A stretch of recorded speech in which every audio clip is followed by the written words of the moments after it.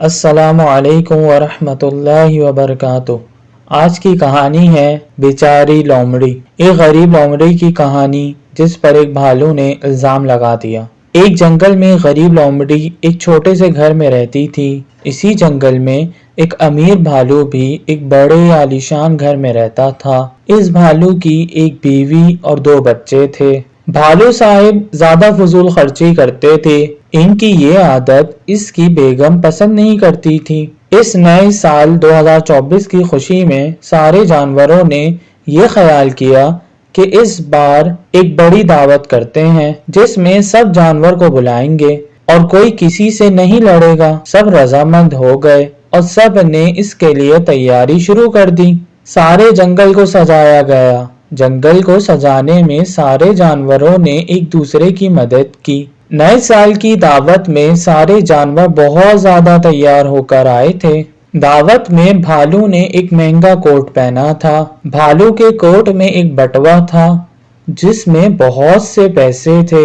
بھالو نے یہ اس لیے رکھا تھا کہ دعوت میں سب کے سامنے خرچ کرے گا اور سب کو اپنی مال و دولت دکھائے گا۔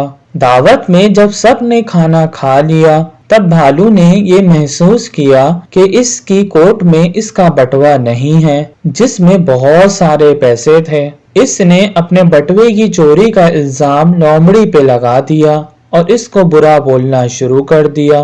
لومڑی نے صاف منع کیا اور کہا، میں نے تمہارا بٹوا نہیں چورایا ہے۔ اس کی یہ باتیں سن کر سارے جانور جمع ہو گئے۔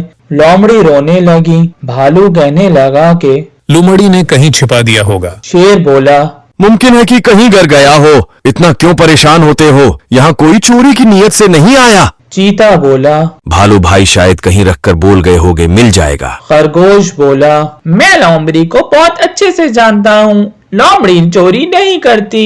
جب کافی دیر ہو گئی اور بھالو مسلسل لومڑی پر الزام لگاتا رہا تب بھالو کی بیوی نے حقیقت بتا دی اور بولی، میں نے ہی بھالو کی جیب سے بٹوا نکال لیا تھا تاکہ بھالو سب کو دکھانے کے لیے فضول خرچی نہ کر دے۔ جب ساری حقیقت سامنے آ گئی تو بھالو نے لومڑی سے معافی مانگی اور اپنی غلطی پر شرمندہ بھی ہوا کہ اس کو ایسا نہیں کرنا چاہیے تھا۔ نصیحت: دیکھو بچوں، اس کہانی سے پتہ چلا کہ کسی پر کوئی الزام لگانے سے پہلے خوب سوچ لینا چاہیے، تبھی تو کہتے ہیں پہلے تولو پھر بولو۔